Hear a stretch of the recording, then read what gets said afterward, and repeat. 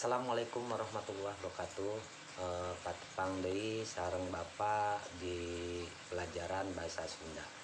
Nah, dina deungeut ieu Bapak bade ngajelaskeun materi tentang diantara anu sa beberapa bulan ka tukang atos dijelaskeunnya naon ari diantara teh. Diantara nyaeta sami sareng pidato. Cuman anu mingguan kamari PJJ-na henteu sadayana dijelaskan ku Bapak ngan sababaraha eta tentang pembukaan diantara si panutup ngan kitu hungkul. Nah, ayeuna metode diantara bade ku Bapak dijelaskeun.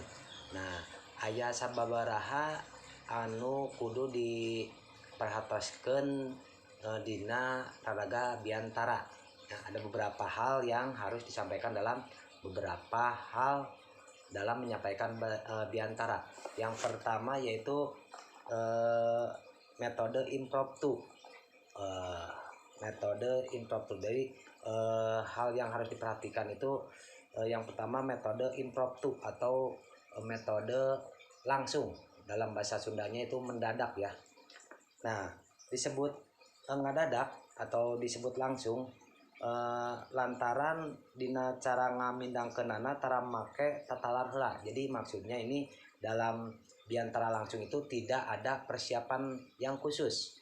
Artinya ini langsung gitu ya. Ketika dipanggil kita dalam temanya kemerdekaan, kita tidak menyiapkan dulu tema kemerdekaan apa yang harus disampaikan. Yang penting mengenai tentang tema ya. Ini dalam metode impromptu mendadak. Nah,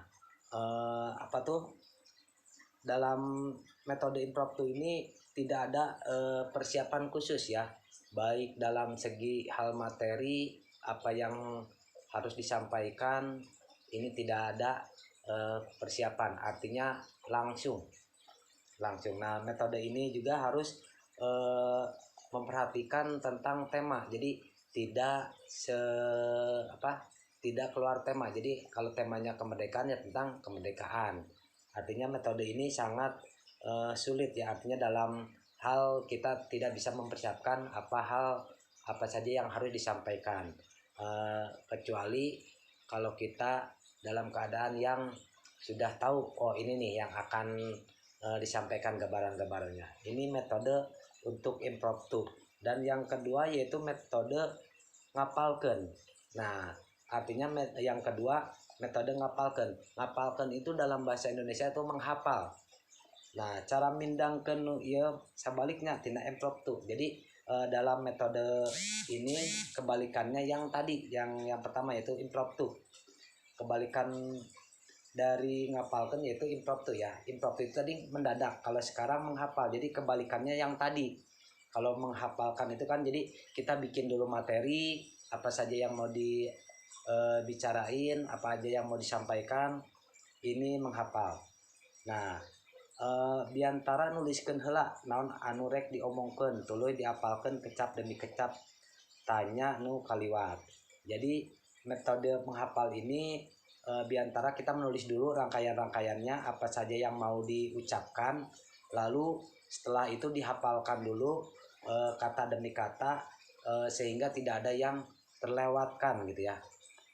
Nah, numantak sok aya kesan kaku nyarita teh. Jadi supaya tidak kaku, lantaran sudah belajar ya, sudah menghafal apa yang harus disampaikan. Paling ketika kita harus mengingat-ingat apa yang harus disampaikan itu tentang yang kedua metode ngapalkeun. Dan yang ketiganya ada metode naskah. Nah, ini metode naskah itu yang paling gampang. Jadi kita mempersiapkan naskah lalu dibaca. Nah, diantara anu bari maca naskah. Jadi maksudnya itu berpidato sambil membaca naskah. Jadi ada tulisan dibaca. Ini lebih gampang. Tah metode ieu biasanya kurang dipikareseupeun nu ngabandungan. Jadi metode ini kurang biasanya tidak disukai oleh orang yang mendengarkan, karena kadang-kadang metode membaca ini beda dengan metode yang berpidato yang dari hal yang lain yang dua tadi. Kenapa? Karena membaca itu kan biasanya kalau orang itu yang pintar ada intonasinya, kecap-kecapannya, penggal katanya itu jelas. Sedangkan metode membaca itu kayak orang membaca, jadi sehingganya orang yang mendengarkan itu biasanya dia akan jenuh gitu, ngantuk juga.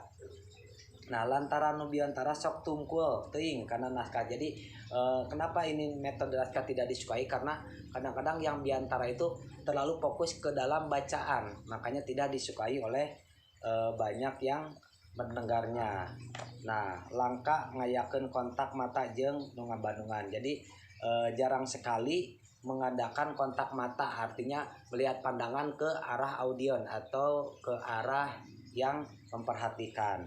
Dan yang terakhir yaitu metode ekstemporan.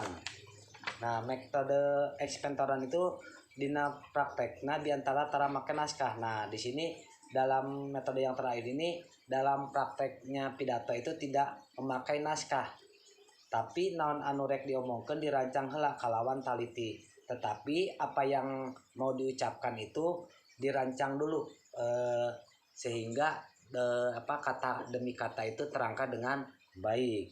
Ini metode ekstemporer. Jadi maksudnya itu naskah yang hafalan tapi sudah ada rangkaian-rangkaiannya, sehingga yang berpidato itu tidak kaku lagi. Kenapa? Karena sudah ada rangkaian-rangkaiannya. Apa yang mau disampaikan udah ada di luar kepala. Nah, biasanya sok dijieun catatan-catatan mangrupa gurat badag atau rangkai omongan anu rek diomongkeun. Jadi maksudnya biasanya jadi berupa catatan kecil yang penting-penting saja yang mau disampaikan. Misalnya catatannya yang temanya tentang kemerdekaan, mungkin 17 Agustus dalam rangkai apa, tema-temanya saja yang paling diketahui atau yang mau disampaikan. Nah, di sini ada catatan yang harus diperhatikan dalam biantara. Yang pertama yaitu tetap sikapna. Jadi maksudnya tetap sikapnya itu dalam bercerita kita harus bersikap tenang. Dan yang kedua alus isina. Jadi yang dimaksud dengan alus isinya itu dalam berpidato itu harus memiliki bobotnya. Artinya apa? Dalam penyampaian kata tidak rancu, artinya tidak mudah tidak diketahui ya. Dalam berpidato bahasanya juga harus bahasa yang mudah dipahami oleh narasumber atau yang mendengarkan, sehingganya dalam berpidato yang mendengarkan tidak merasa kebingungan dengan kata-kata itu. Terus yang selanjutnya itu gerak awakna merenah. Jadi ketika maksudnya gerak awaknya merenah, jadi gerak badan merenah. Ketika ada intonasi yang yang semangat, kita wajahnya juga harus semeringah semangat. Ketika ada yang sedih, wajahnya jangan semangat. Jadi begitu maksudnya gerak atau merenah. Nah, yang selanjutnya yaitu omongan anak merenah. Nah, dalam omongan merenah maksudnya bahasanya itu harus sopan. Jadi tidak ada kata yang menyinggung perasaan orang lain ya.